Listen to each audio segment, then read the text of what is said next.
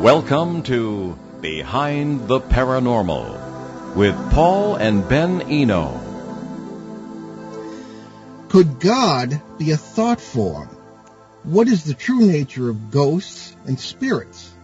Are Bigfoots naughty or nice? And now for a surprise.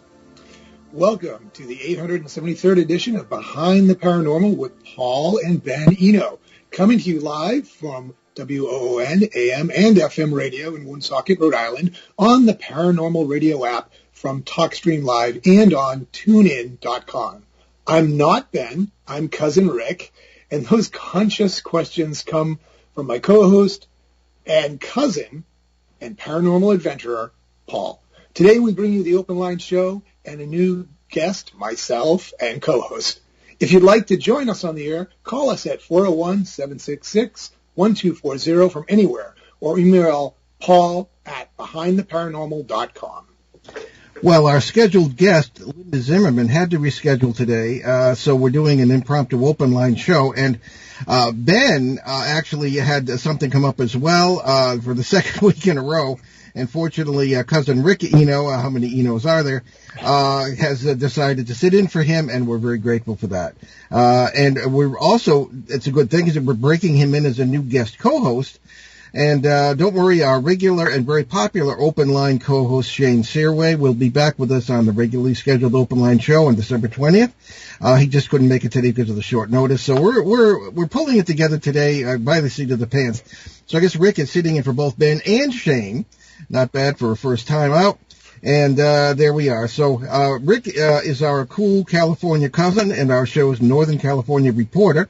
His brief previous appearances have already earned him a fan base on the show. So, Rick, welcome back to Behind the Paranormal and to your debut as a guest co-host. And tell us a little bit about yourself to all the nice people.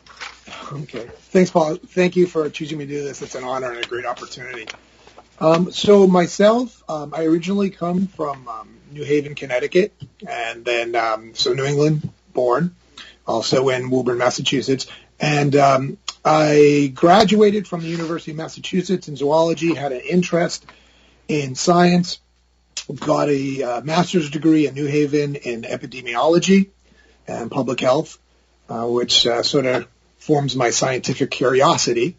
And then I went into industry after that. And a few years ago, I had an experience that I couldn't explain, and I called Paul immediately.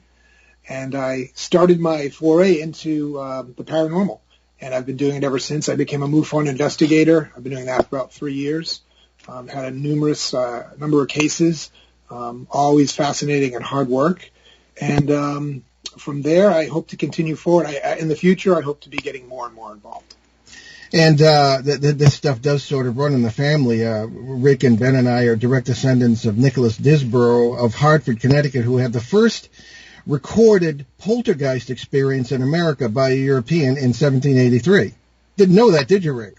No, I didn't. So this stuff runs in the family for sure. So let's, we have piles of, as usual, lots of questions from listeners, very good questions. So let's start with Facebook here, the questions that came in, and we have somebody local to our listening area, Carrie from North Smithfield, Rhode Island. Why do some people die and come back as ghosts and some do not? Okay. Now I started to ask that question back, 50 years ago or more, and the issues involved are not so simple as one might think. Rick, you want to take a stab at that? Or you want me to do it? Paul, I always, I'm going to defer to you, but I do believe what you've come to the assumption of, that a lot of it is parasites. Taking advantage of people's emotions. That's how I kind of follow what's going on in sort of the ghost world. I don't really have an explanation outside of that. Okay. Well, one of the questions that that arises from this question, and is something that I was asking a long time ago, if reincarnation in the classical sense is true, in other words, people die and they come back, it's then first of all, how do you square that with Einstein's special theory of relativity when there is no past, really there is no future? And if reincarnation is true in that sense, why are there so many ghosts? All right. And the question of what a ghost really is started to arise in my very, very first field case, which started in 1970, ended in 1972. And in 1971, we being a couple of the fellow seminary students and myself, I was a student for the priesthood, and this did not endear me to the faculty, I must say, especially with my extreme youth. And we were hearing things that were indicative not of people being dead, but of sort of a normal day going on somewhere or somewhere else, a term that I hadn't thought of yet. But it was just, are these dead people? They didn't seem to be dead at all. So the issue of what we're really dealing with as ghosts, it comes up in another conversation I've been having with someone more local as well, who runs a ghost hunting team. But I don't think the question, why do some people die and come back as ghosts and some do not, you have to ask the right question in order to get the right answer. And thank you, Carrie, for writing in. But I think that we don't know really, what this means in the sense of if our ideas about the multiverse are true, that you have all kinds of parallel worlds, and this is good physics in an extreme way, all kinds of parallel worlds with all kinds of different outcomes, all possible outcomes. How can you have death at all? Maybe death is not a possible outcome. Sure, we go to people's funerals, or used to, and see people, pass away. But what's really happening there? We think that there are many, many versions of ourselves, and again, this is good physics in an extreme sense, and that's really what's going on. I mean, one of the things that came up, even in the issues of particularly Roswell and the UFO crash incidents that have occurred or alleged to have occurred, is maybe if the multiverse thing is true, and they use multiverse, they being aliens, or whatever that may mean, traveling back and forth, or hither and yon, maybe when they crash, death is only a minor inconvenience because there's so many other versions of themselves in the other worlds. It forms a rather interesting and elegant set of possibilities. So I don't think people die in any classical sense. I don't think ghosts are spirits because that's not possible under our laws of physics, so we're told. But that could be possible in other worlds with different laws of physics. And I don't think anybody sort of does not keep going in some sense. So the whole issue of ghosts being spirits is hard to grasp for many people. However, we will get into that a little bit later as we deal with a dialogue that's been going on. Oh, okay, we have two callers waiting. Thank you, Dave Richards, who's filling in for us. So why don't we take whoever was first? All right. Hello, are you hearing us? Welcome to WOON and Behind the Paranormal. Hello. Oh, hello. Hi, I do hear you. I have a question. Yes, ma'am. I'm going to say it was a ghost. Can ghosts actually... Well, they can because it happened to me. Have sex with a human being? Okay, believe it or not, that has come up, okay? I've never run into it personally. Well, then again, there have been some allegations, but there is a parasitical entity, as we would call it, or two, kind of known as the incubus and succubus from way back in history. They were known in Western culture, and they're known all over the world in different cultures by maybe different names. And these supposedly will be able to have relations with physical human beings. This also comes up, and maybe Rick could address this. This comes up in cases of abduction by aliens. And, of course, many of our labels depend on our own narrow paradigm. We might call it a ghost. Somebody else seeing it in a different context might call it an alien, but it might be the same phenomenon. Rick, what say you? Well, I've certainly heard cases where abductions have happened, and some of it's not even abductions so much as consensual. I do know that they do occur. There is someone calling in today for us that can address that specifically, and hopefully she'll be calling in soon. But I have heard those cases. I have not worked on one, but I've definitely heard those cases. Okay. But Well, again, it actually happened to me. I saw the shadow of it.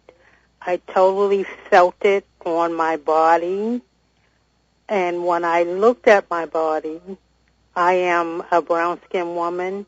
Now my body is Caucasian, that area where it touched me. And I went to the doctor, and all the doctor could do was laugh. I went to the library, and I read Paul's book, and that kind of calmed me down a little bit. Well, which book was it? I have no idea. I went to the Woonsocket Library, and I read a book by Paul Enos, and he was saying something about parasites. Sure. Okay. Well, people often tell us that I don't have to be afraid of this anymore, or as afraid, because now I understand it. So hopefully our explanations were correct. Rick, you were going to say something. Yeah, the trauma people get from this is very, very real. There is a documentary out called The Seeding, which there are victims of this, whether it be, in this case, it would be alien in the seeding, and in this woman's case, it could be a parasite or something other. But the trauma is very, very real, and it goes on for a long time. And I recommend, if you have the time, I believe you can get it on the net. It's called The Seeding, and it's actual conversations with the victims where this has actually happened. That could help. Well, thank you very much for calling in. Very interesting conversation. Okay, bye-bye. Okay. And, there's the phone ringing. And I think we might have our second caller. All right. Well, thank you very much. And welcome to WOON and Behind the Paranormal.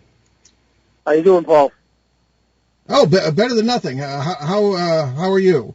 And who are we talking with this morning? You're talking to Ray. I am actually the president of Metro West Paranormal Investigators. Okay. I had the privilege of meeting you in Webster last year, and I actually got one of your books, which is really awesome. So, I spoke to you. I think it's interesting, of what you've done in your past, and it's really cool. How you talk about ghosts and spirits, I find that quite interesting, because my dealings with these is that the ghosts are earthbound, and spirits come up. They can transcend from heaven or vice versa, wherever they're coming from. I kind of find your way of thinking about the ghosts and spirits that's kind of interesting to me.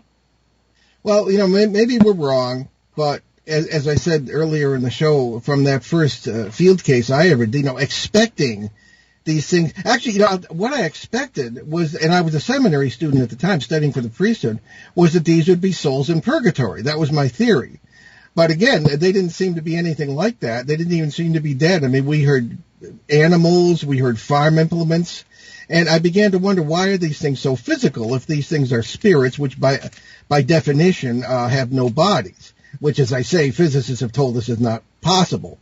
To have a fully contained personality and memory, knowledge, and all this stuff without a body. So that all kind of bothered me, and I came up with the goofy ideas that I put in my book. So, maybe they're, but again, maybe the approach that they're spirits is correct. I just have never found that, and I don't think it is. Right, right. When you get to the paranormal, there's a whole bunch of stuff that, people get into, like the UFOs and Bigfoots and stuff like this. My thing is almost a lot like, almost like yours. I believe in ghosts, I believe in spirits, and I believe there's demons out there. There are demons. So. Well, the funny thing too, and I don't know if you've run into this yet, but and Rick might want to comment on this, because it was interesting to him when I first told him, in early ghost cases, which, as I say, I didn't think were actually ghosts in that classical sense. When you looked outside the case, in the sense of physically, the backyard or the neighbors, or if you could talk to people even in the family, we kept running into UFOs. People were seeing UFOs. In the exorcism cases I was involved in the 70s, 5 of the 7 people at the state hospital in upstate New York were seeing UFOs. And even gray, what we would today call gray aliens, by their beds. What was the connection here? The priest wasn't really listening to me on that, because, I'm 21 years old. So anyway, that was I've always been a notorious questioner, which I guess I was kind of a pain in the neck in the seminary. I questioned everything, and I do the same thing in the paranormal. So anyway, but Right. so Paul, I do think what you brought up is there's an interesting paradigm that happens in these flap areas that you've kind of uncovered. You've got your Pennsylvania one, and I believe there's one up here, which extends Northern California down to Marin and out to probably past Fresno. And it seems to stem around from Mount Shasta, which is an interesting place and warrants a trip. But you won't just see UFOs there. You'll see strange cryptids, creatures, things on land. And you can look at the cases that are there, and you can start to say, well, yeah, this is kind of all happening. UFOs, these ghost sightings, these cryptids, these reptoids. So there's something around that, and maybe we'll get to the bottom of it one of these days. well, that would be interesting. But anyway, very good question. Thank you for calling in, my friend. Yeah, cool. Talk to you later, Paul. Bye. Okay. All right, so there we are. Well, I guess people are interested in the ghost thing, and rightly so. So we have our good friend Peter from Bogota, Colombia, who sends in some very excellent questions. Do you have these in front of you, Rick? Because you can read them as Ben would.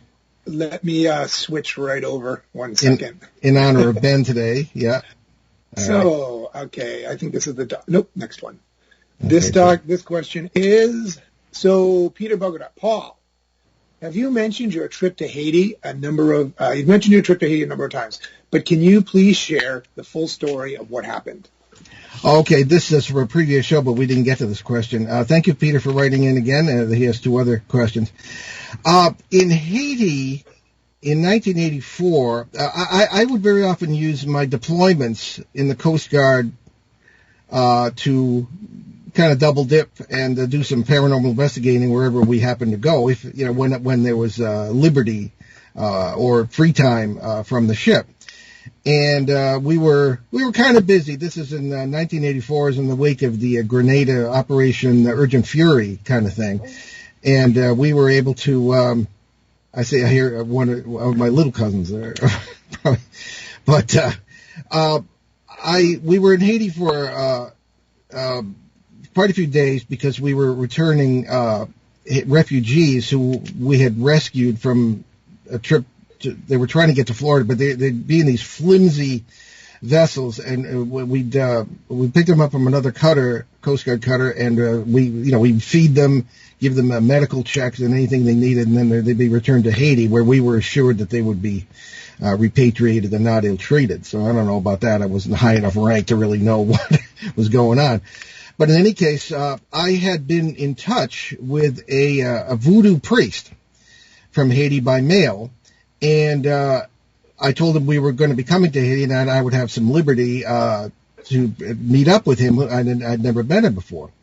So push came to shove, I was able to leave the ship and met him. And he said, "Would you like to attend the Loa ceremony?"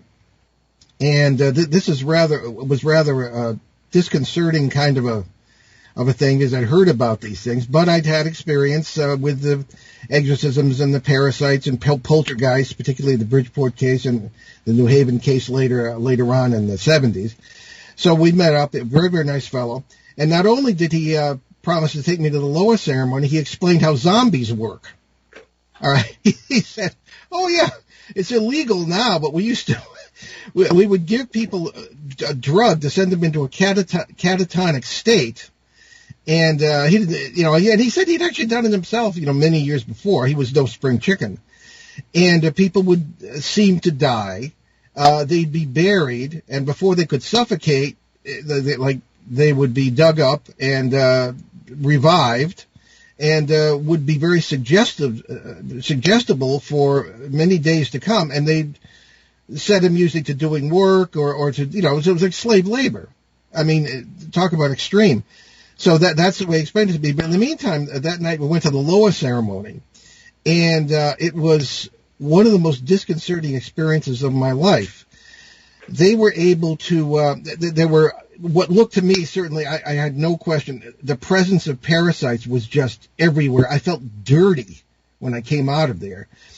Several people were possessed, crawling around on the floor, making strange noises that were not in their own voices.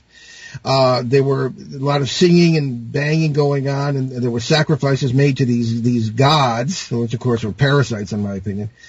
And one particular event stood out, and that was a man who underwent this possession, and he was told the day and date of his death. I said, oh my gosh, he must have been ready to freak. He thought this was wonderful. He said, now I can get my family ready, and I'll be able to prepare. So I got out of there, and I went back to the ship, and I stayed on the ship the rest of the time in Haiti. It was just too unbelievable. And of course, Haiti is not the most pleasant place, but the poverty. And at one point, I had to walk to the U.S. Embassy, and I had to literally hire somebody to keep the beggars off me. It was really quite the experience. So that's pretty much the complete story of Haiti. So, fascinating. Yeah. Hope that's what you wanted, Peter. Reminds me of a movie called Serpent and the Rainbow. It was around voodoo and. Oh yeah, exactly, yeah. Well, hoodoo is not quite the same thing as voodoo. All right, and there are many. Hoodoo is actually a folk tradition and we've done shows on this in the southeast U.S. that was more. Even the European culture and some of the African American culture came in there too, but the voodoo was right from Africa via the Caribbean and is most present in Louisiana and among that part of the Gulf Coast. But you do see it here and there, and Santeria is another form of it too. That's kind of a religion, and they use a lot of Christian symbols. And as a matter of fact, in this lower ceremony, there were statues of Saint Joseph. The other people, I said, "Holy Hannah, what's going on?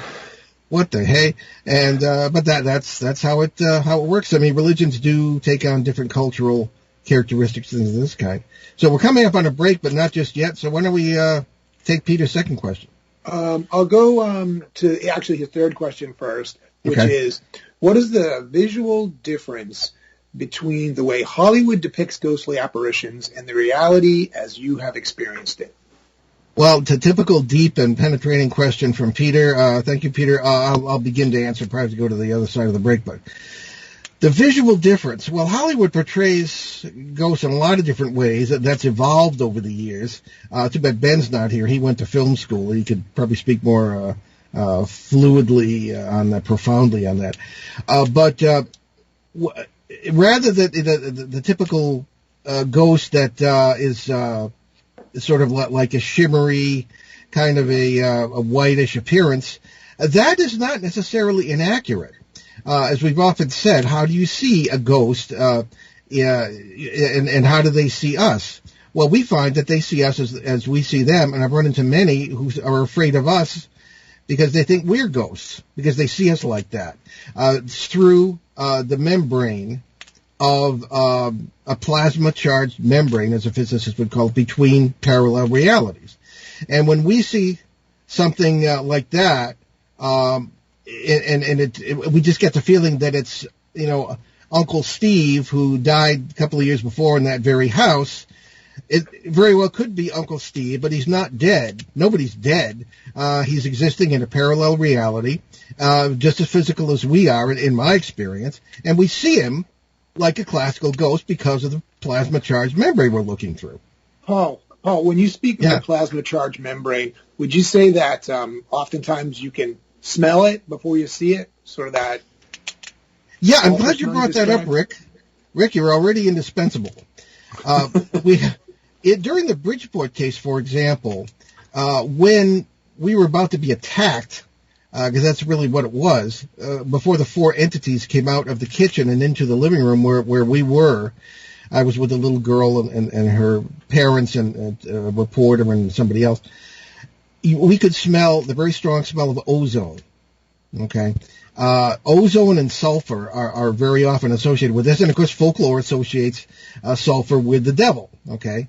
And these parasites certainly fill that role, if you interpret them a certain way. Whatever they do is usually not good for us.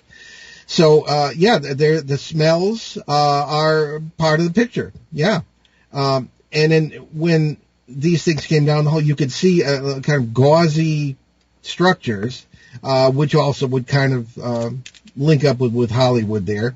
As far as the appearances of other things, sometimes ghosts in pictures in Hollywood appear fully physical, and people don't even know they're looking at something that's a foreign entity, so to speak. And I have run into that more than once myself. There are archetypal parasites, such as the man in the checkered shirt. I've run into him twice, and he looked perfectly physical, although he was, ducking behind a corner, as I saw. But he looked the same. One case in Montreal, Canada, back in the 70s, and another one was later on in New England in the 90s, and he looked like the same guy. So that, I guess it depends how much they are in our world. And I think that when we have paranormal experiences, we're partially in their worlds as well, including parasites. Rick, Paul, is that why when you have these breaches in the plasma membrane, things start to levitate or sort of circle around the room? Yeah, we call them overwashes. That's a word we had to invent, and it means literally that you've got the energies of one world spilling into that of another, and you can see entities. You could have, things float around the room, refrigerators float, and of course I've actually seen that and been hit by a floating or actually flying television set. But at this point, we're going to take our bottom of the hour break. You're listening to Behind the Paranormal with Paul and Ben Eno, this time with Rick Eno as well, on WOON 1240 AM and 99.5 FM in New England's very pretty and frozen Blackstone River Valley right now. And we'll be right back with our open line, so stick with us.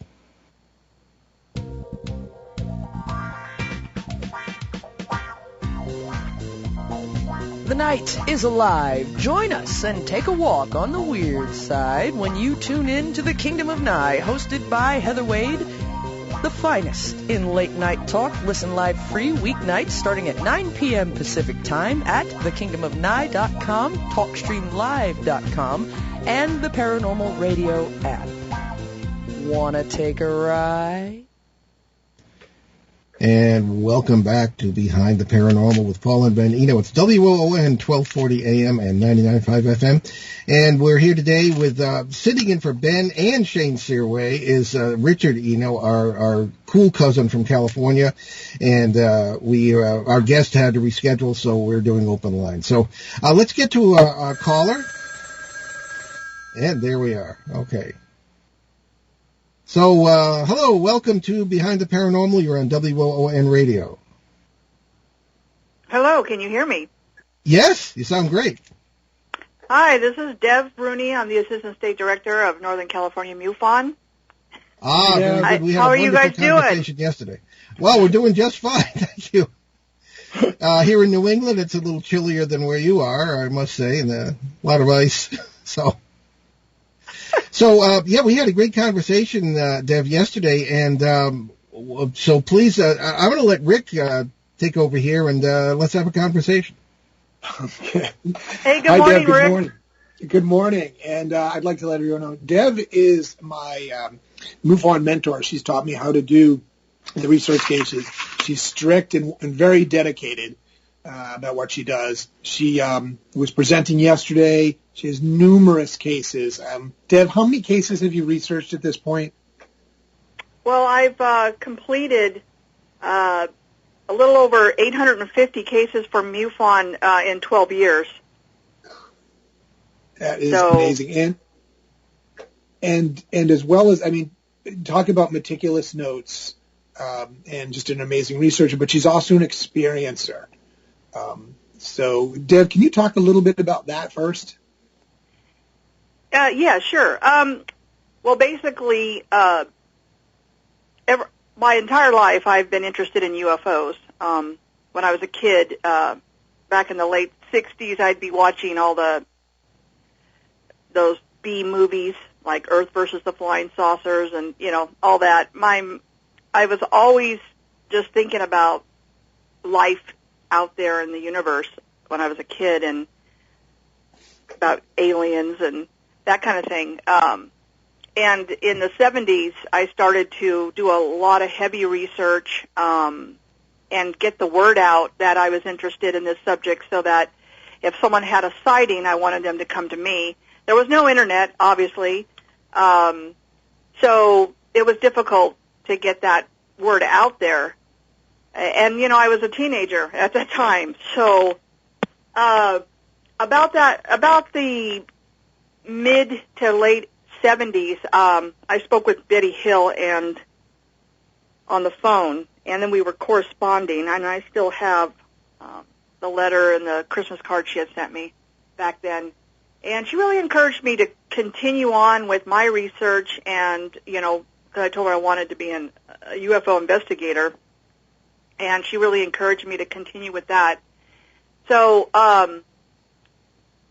fast forward, just researching all these years and talking to prominent people that were, because I had a big interest in alien abduction, and I spoke with Betty Andreessen Luca. I have corresponded with her, and Ray Fowler. Basically just doing whatever I could to get my hands on information, and I did get a couple of people that were finding out that I was interested, so I did do some early investigations on my own. Then in the 80s, I ended up joining MUFON. I met Ruben Uriarte, who is our state director here in NorCal.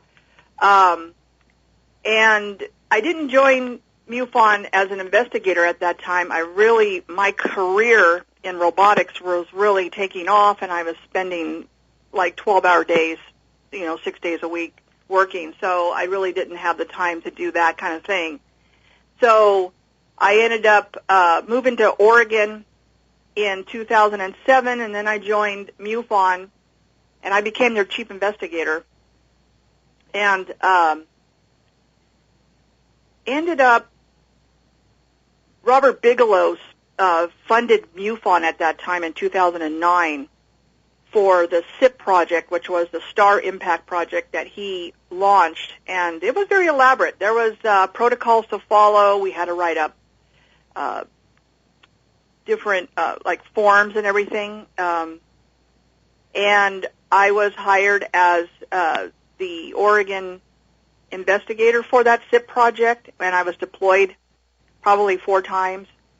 And, this was a paying gig, so I thought that was really exciting, because MUFON is an organization where we all volunteer. We don't get paid for this. So, unfortunately, the SIP project only lasted for about a year, but I was also hired as dispatch, so we monitored the database almost 24 hours a day, and we would call immediately anybody in the United States to find out more information if this was a high-profile case that followed the protocols that Bigelow wanted. So that ended.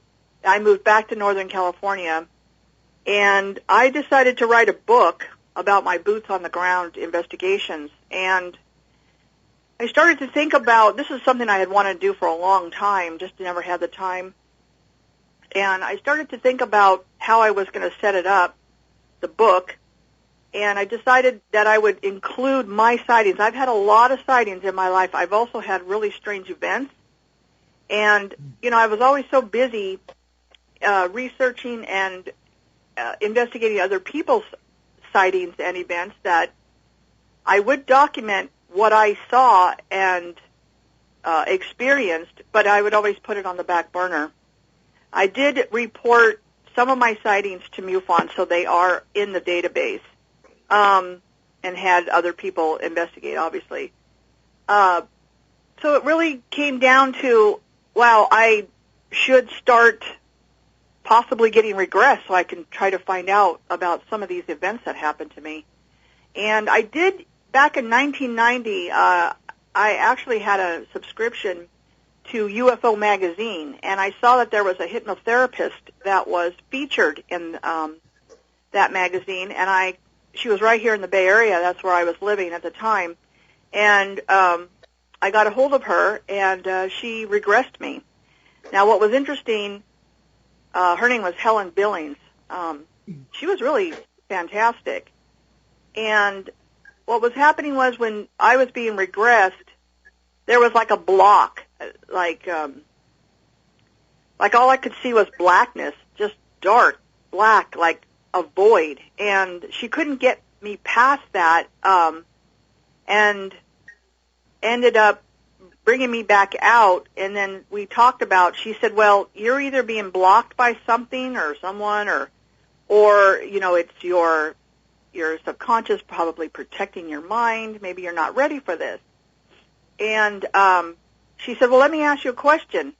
She said, are you really ready to find out about the truth? And I sat there because I was a little frightened to find out, like what does this all mean? Like all these things that were happening to me. So I really sat there and I thought about it as she's looking at me, and I looked at her and I said, well, I guess not. I was like, truthfully, I wasn't ready. And that was 1990. And so what was interesting was, she says, well, I'm going to put you back under. And she did. And then she asked me, when was the first time you saw a UFO? Well, consciously, I remember the first time I saw a UFO in this life, right? Well, it was very strange. Automatically, I saw myself looking out over like a desert plateau. I was up on a plateau, so I was looking down at the desert floor. Like that's what it looked like. And there was a long cylindrical object that was landed, just sitting there. And she was saying, well, what do you see? Tell me about it. So I start to tell her what I'm seeing. I said, and I realized I was a Native American boy, and my father was the chief, and I'm spilling all this out, and you could hear yourself talk, and I was just really shocked. And I said, my father was talking with the canoe people that came from the stars. And when I was hearing myself talk about that, I was thinking, wow. I was just really kind of shocked. And then, of course, I guess what she did to make me understand how real this was she asked me, who did I know in that lifetime that I know in this lifetime? And immediately I said, my nephew Anthony. He was my baby brother in that lifetime. And I'm very close to him today, in this life. And I started crying. And I'm not one to be crying about anything, really. And it kind of brought me out of the regression, and I kind of felt embarrassed because I'm sitting there crying about it. And I said, oh, I'm sorry. I don't know why I'm crying. And she said, no, this is very real. Love is very real, and it's bringing out the emotion. And she says, you love this person. I said, yes, I do. And she goes, and you've had another lifetime with him, and you're just feeling the emotion of, the realization of that. And I just said, wow, and it made sense, and it was real to me because of the emotional attachment and the realization that I knew this person from another time, another lifetime, and that I knew of these alien beings then. So it was very shocking for me to know that in another lifetime we were having contact, and because I was just thinking about the UFOs I've seen in this lifetime, and didn't expect that. So it was just pretty fascinating. So I'd come to the realization that through a few other regressions that I've done just recently, as of last year, to get some more information so I could put into my book. And it all leads to, I'm an investigator, and why did I spend a lifetime of almost every day thinking about this UFO phenomenon? And it now kind of comes full circle to me and the realization that this is the reason why. I've been a part of this phenomenon for a very long time, and not just me as being Deb in this time. So this is what I'm coming to terms with, since I've just been regressed just last year, about a few other things, and I have to sit back and kind of reflect about that realization that here I spent a lifetime of talking and investigating other people's experiences and sightings, and yet I'm right along with them. So, Dev, can I ask you a question? Sure. In your experience, whether it's in your this current situation, during your regression sessions, have you had memory or recollection of non-human entities in those regressions? Yeah, there was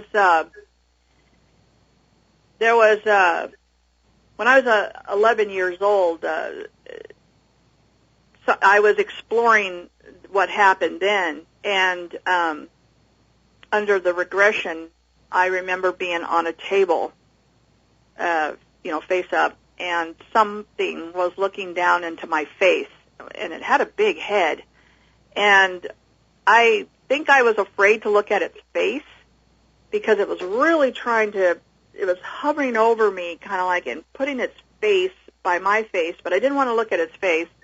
But I looked sideways, and I could see this long neck, and it was really skinny, and I just kept thinking as I was looking at its neck, like, how can it have such a skinny neck with a big head, and I was just looking at it and didn't want to look at its face. And then I realized there was somebody else at my feet, but a smaller being.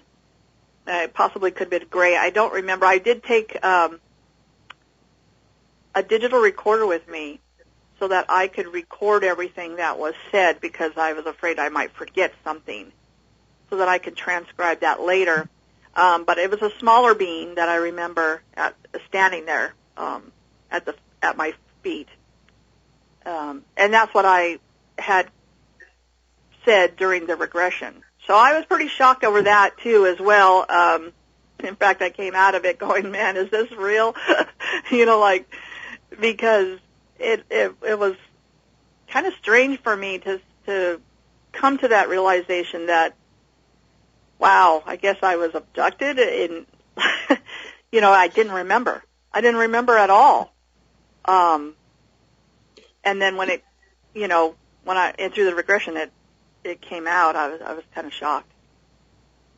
That's fascinating. I'm going to switch this to your research efforts as of current, because I know you have an interest in cryptids, reptoids, Bigfoot, and UFOs, and Paul's experience, and please, Paul, anytime.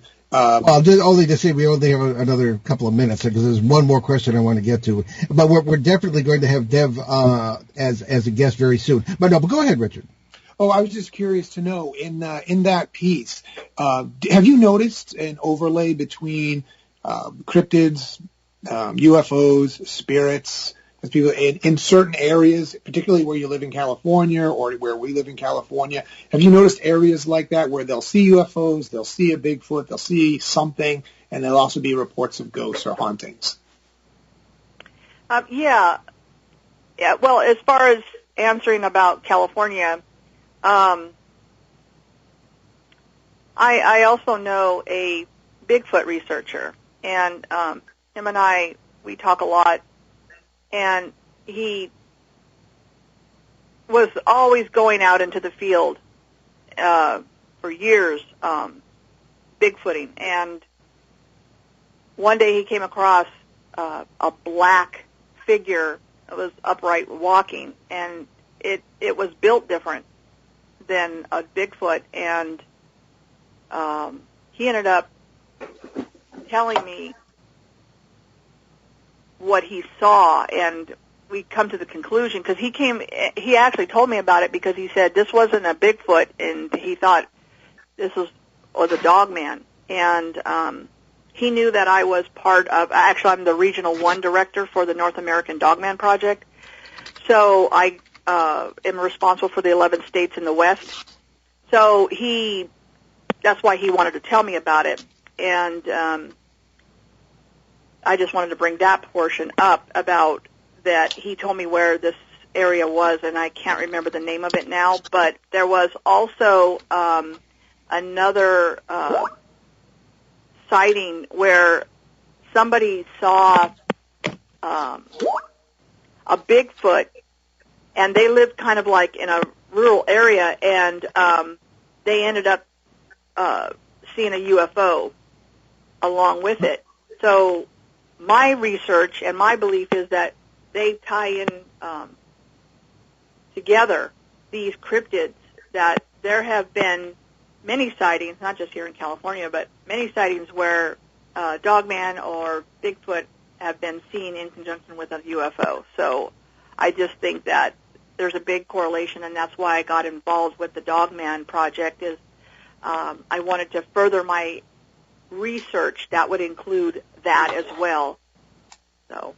Well, Deb, that's fabulous. That's certainly Paul's, I believe, I won't speak for him, but his experience he's conveyed to me in the Pennsylvania Triangle. We don't have a lot of more time right now, and I would love, Paul, I'll turn it over to you. Okay.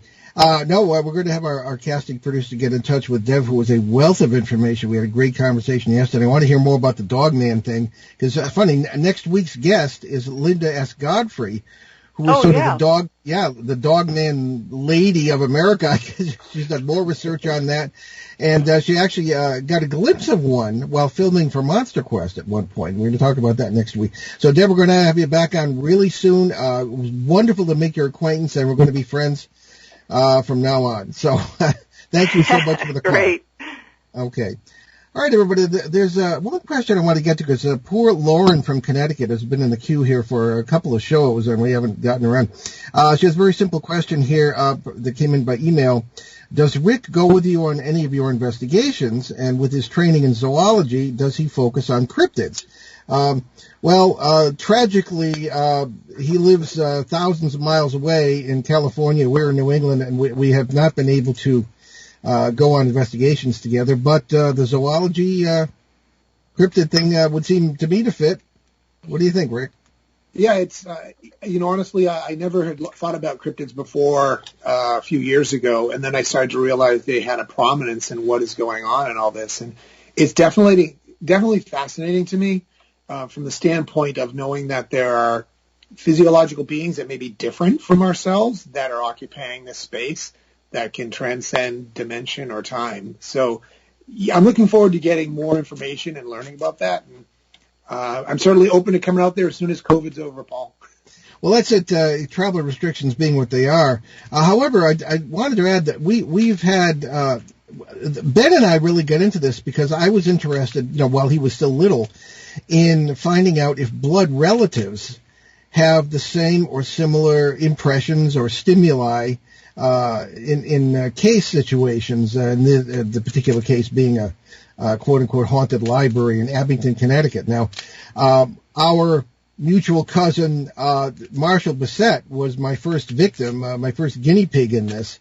And this library case is very interesting. It was an old rural place, and there was water mysteriously materializing on the stairs to the basement.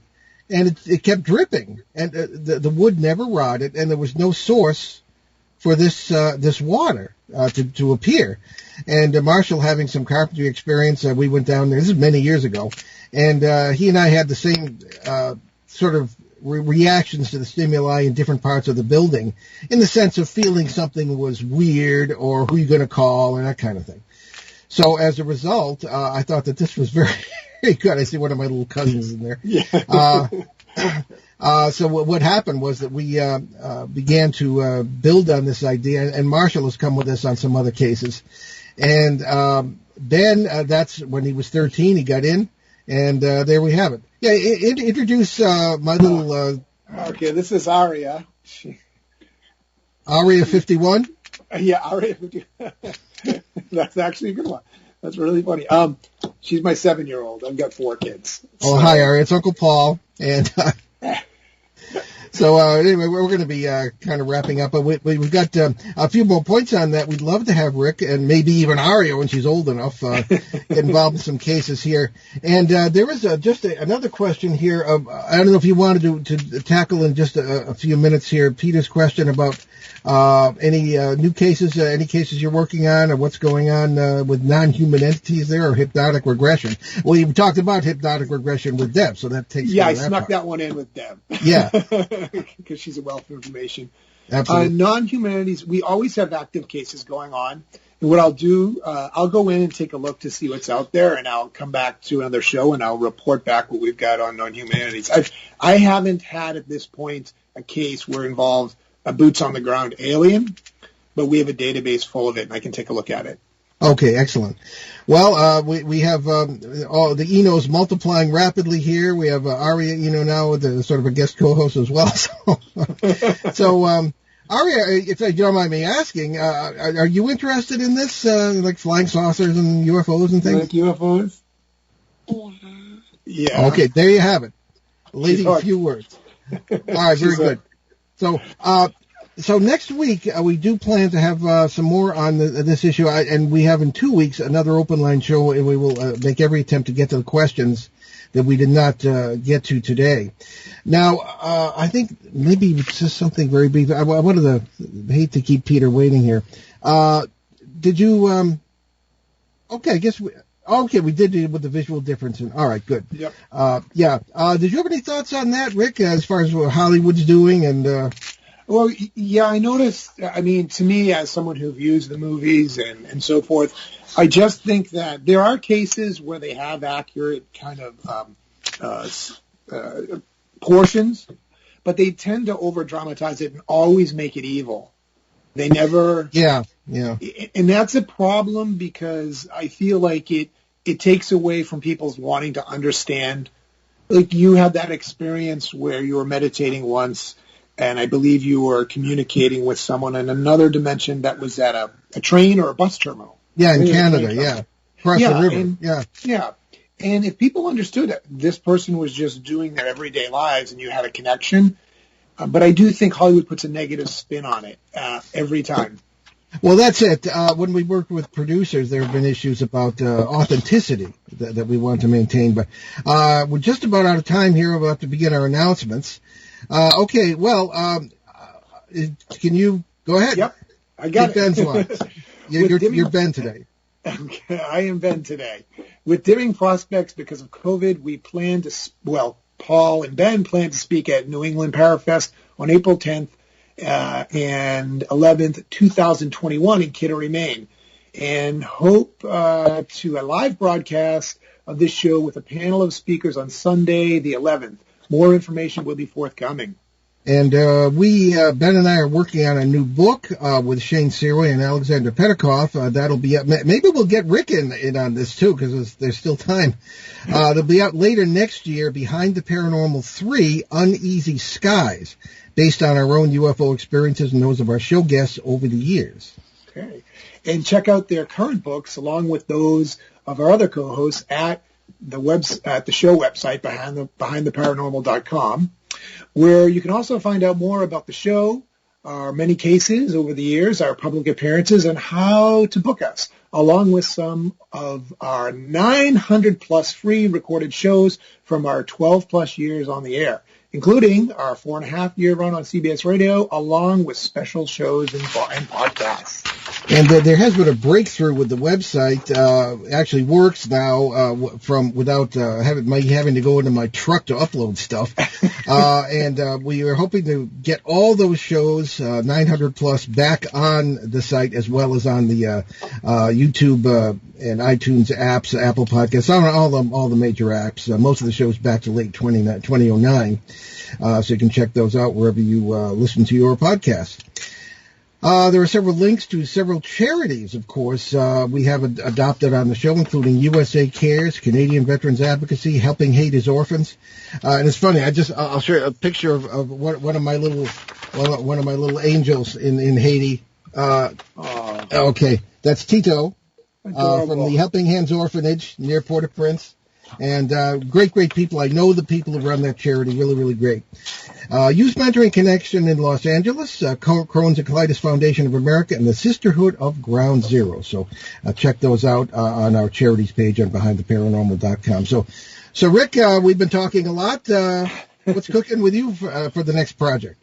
Well, my next project is still raising these four guys, but also, if anyone has anything they want to have investigated locally, I have an Instagram account, High Strangeness in the Bay Area.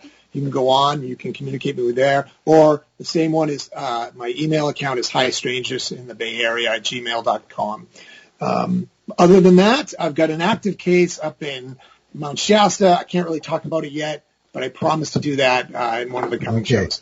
Okay, we're about out of time here, so next week, December 13th, it'll be American Monster Mash, as we said, with Linda S. Godfrey.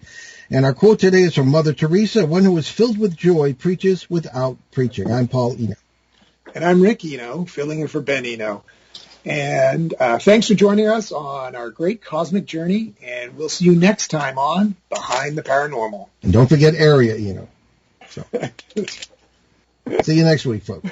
All right, say bye, Aria. Return to this radio frequency 167 hours from now for another edition of Behind the Paranormal with Paul and Ben Eno.